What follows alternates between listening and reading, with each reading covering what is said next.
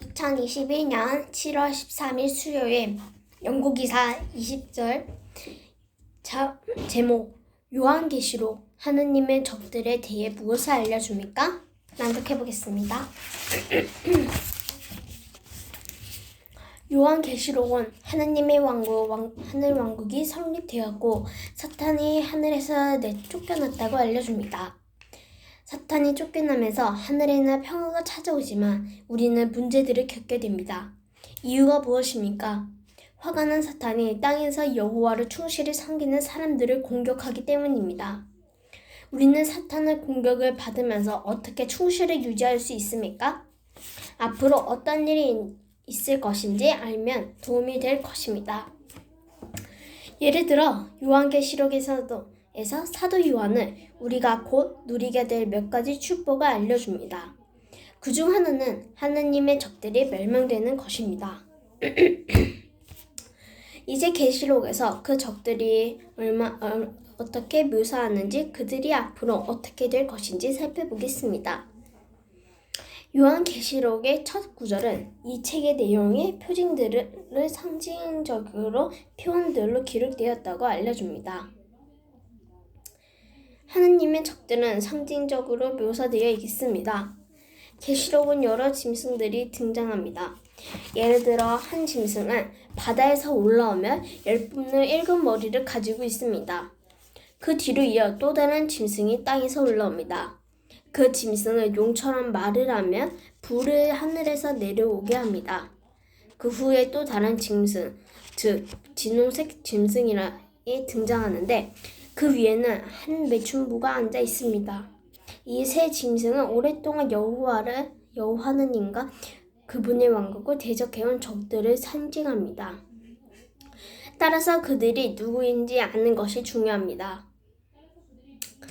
하느님의 적들이 누구인지 알려면 이 상징적인 표현들을 이해해야 합니다. 그렇게 하는 가장 좋은 방법은 성경의 다른 부분에서 단서를 찾아오는 것입니다. 요한계시록에 나오는 여러 상징들은 성경의 다른 책들에 이미 설명되어 있습니다. 예를 들어 예언자 다니엘은 거대한 짐승 4마리가 바다에서 나오는 꿈을 꾸었습니다. 다니엘은 그 짐승들이 무엇을 상징하는지 기록했습니다. 그 거대한 짐승들은 네 즉 네 정부를 상징합니다. 그 명확한 설명 덕분에 우리는 계시록에 나오는 짐승들도 틀림없이 정치 세력을 가리킬 것이라고 이해할 수 있습니다. 이제 요한계시록에 나오는 몇 가지 상징적인 표현을 살펴보겠습니다. 또한 그러한 상징적인 표현들이 이해하는데 성경이 어떻게 도움이 되는지 알아보겠습니다. 계시록에 나오는 여러 짐승들부터 생각해 보겠습니다. 먼저 그러고 나서 그 짐승들에게 어떤 일이 있을 것인지 살펴볼 것입니다. 마지막으로 그런 이들이 우리에게 어떤 의미가 있는지 고려해 보겠습니다. 7머리를 가진 짐승들은 무엇을 상징합니까? 그 짐승은 전체적으로 표본처럼 생겼지만 7곰의 발과 사제의 입을 갖고 있으며 열뿔에 있습니다. 다니엘은 7장에 나오는 네 짐승도 그러한 특성을 가지고 있습니다. 다니엘에서는 네 짐승이 각각 특징을 하나씩 가지고 있지만 요한계시록에서는 한 짐승이 그 모든 특징을 가지고 있습니다. 그 짐승은 단지 하느님의 정부 또는 신세계역, 당대국을 상징하지 않습니다. 그 짐승은 모든 종족과 민족과 언어를 나라를 다스리는 것으로 묘사합니다. 따라서 당일 국가의 정부보다 더 큰 세력임이 틀림없습니다. 분명히 그 짐승은 역사 절반에 걸쳐 인류를 지배해온 모든 정치 세력을 상징합니다. 7머리는 각각 무엇을 상징합니까?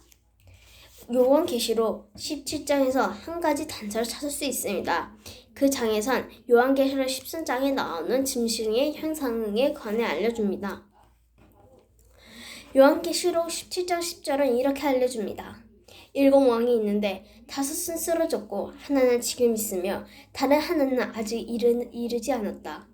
그러나 그가 이르면 잠시 동안만 머물 것이다.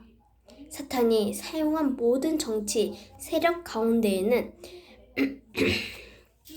머리로 묘사될 만큼 막강한 힘을 가진 7 강국가 있습니다. 그 3개 제국들은 하느님의 백성에게 큰 영향을 미쳐왔습니다.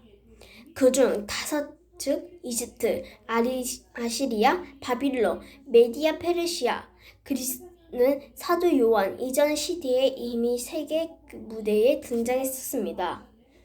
요한이 그 계시를 받고 때에는 6번째 세계 강국인 로마가 다스리고 있었습니다. 그러면 무엇이 마지막 7번째 세계 강국 즉 머리 될 것입니까? 앞으로 살펴보겠지만 다니엘에서 나오는 예언들은 그 짐승들이 마지막 7번째 머리를 정체불명하는 데 도움이 됩니다. 주의 날인 마지막 때에 어떤 세계 강국 통치가 하고 있습니까? 바로 정치적 동맹 맞은 영국과 미국, 다시 말해 영미 세계 강국입니다. 따라서 우리는 영미 세계 강국이 요한계시록 13장 1절부터 4절에 언급된 7번째 머리라고 결론 내릴 수 있습니다. 요한계시록 13장은 계속해서 7번째 머리를 영미 세계 강국의 어린 양처럼 2뿔을 가지고 있지만 용처럼 말을 하기 시작하는 짐승처럼 행동한다고 알려줍니다. 그 짐승은 큰 표징을 행하며 사람들이 보는 데서 불을 하늘에서 땅으로 내려오게 하기도 했습니다. 요한계시록 16장 19장에서는 그 짐승을 거짓 예언자로 묘사합니다. 그와 비슷하게 다니엘도 영미 세계 강국의 끔찍한 파괴를 자행할 것이라고 알려줍니다. 그 일이 2차 세계대전 중에 실제로 일어났습니다. 태평양 전쟁이 종지시키는데 결정적인 역할을 한 2개의 원자 폭발은 영국과 미국의 과학자들의 합작품이었습니다. 사실상 영미 세계 강국은 불이 하늘에서 땅으로 내려오게 했습니다. 이제 또 다른 짐승을 생각해 보겠습니다. 그 짐승은 진홍색이라는 점을 제외하며 7머리를 가진 짐승과 거의 똑같이 생겼습니다. 또한 짐승의 형상이라고 불리며 8째 왕으로 표사됩니다.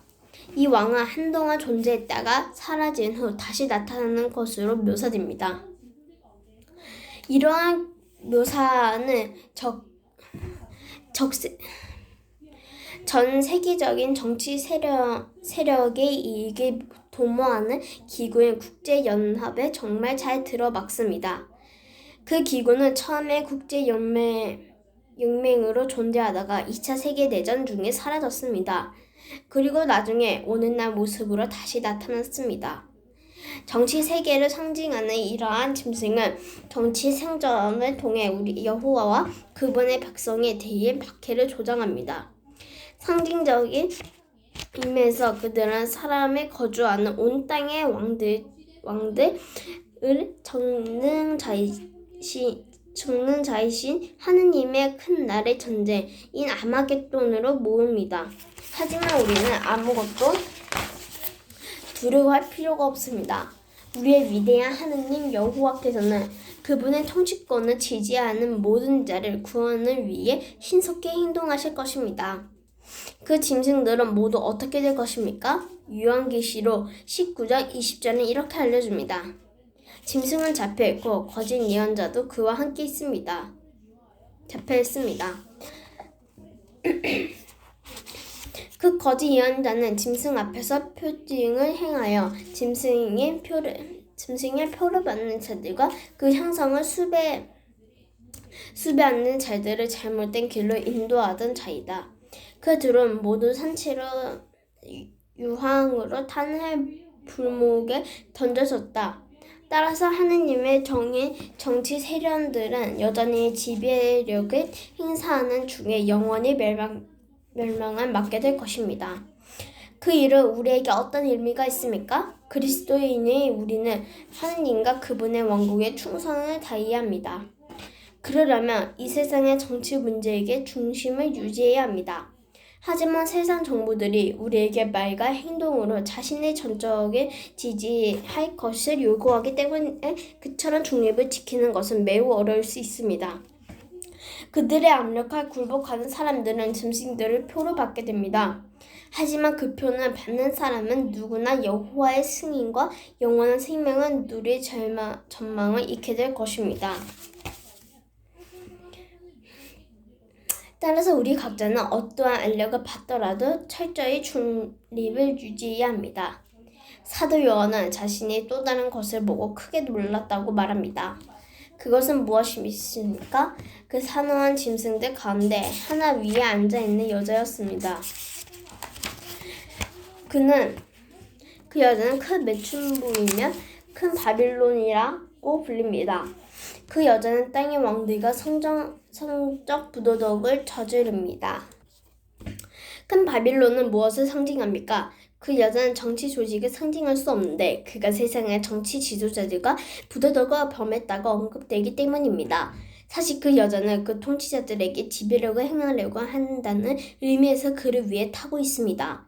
또한 그 여자는 사탄의 세상의 탐욕적인 사업제도를 상징할 수도 없습니다. 사업제도는 별도의 땅의 상인들이라고 나오기 때문입니다.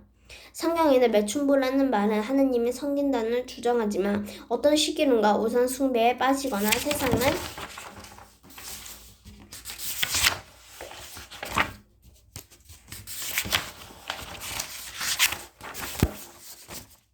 세상에 버시될 사람들을 가리킬 수 있습니다. 반대로 하느님의 충실하게 섬기는 자들은 순결하거나 동정인 것을 묘사하면 됩니다. 고대 바빌론은 거짓 숭배의 중심을 지었으며 따라서 큰 바빌론은 모든 형태에서 거짓 숭배를 가리키는 것이 분명합니다. 사실 그 여자는 거짓 종교를 성난 제국에 상징합니다. 계시록 17장 5절 18절 JW에는 셀림 그 바빌론이란 무엇입니까? 인터넷 기사를 참조하십시오. 큰 바빌론은 어떻게 될 것입니까? 요한계시록 17장 6절 7절은 그 답을 이렇게 알려줍니다. 내가 본 열불과 짐승은 매춘부를 미워하며 파멸시키고 벌거벗겨서 그 살을 먹어버릴 것이며 그 여자는 불로 완전히 태워버릴 것이다. 하느님께서 그들에게 그분을 생각해 실행할 마음을 넣어주셨기 때문이다. 그렇습니다. 여호와께서는 나라들의 마음을 움직여 그들의 짐승, 즉 국제연합을 이용해 거짓 종교, 세계 제국을 공격하고 완전히 멸망시키게 하실 것이었습니다. 그 일은 우리에게 어떤 의미가 있습니까? 우리는 우리 하느님 아버지의 관점에서 깨끗하고 더럽혀지지 않은 숭배 방식을 유지해야 합니다. 큰 바빌론은 거짓 가르침, 일교 축제, 느시는 도덕표준, 영매술에 결코 영합을 받아서는 안 됩니다. 또한 여자가 하느님 앞에서 지은 죄를 사람들이 찾냐지 않도록 그 여자에게 나오라고 계속 외쳐야 할 것입니다. 또한 요한계시록에는 크고 붉은 용도 등장합니다. 그 용은 예수와 그분의 천사들과 맞서 싸웁니다. 또한 하느님의 백성을 공격하며 정치 세력을 상징하는 짐승에게 권력을 줍니다. 그 용은 무엇입니까? 무엇을 상징합니까? 원래의 뱀, 곧 마귀고도 하는 사탄이라고도 하는 자입니다.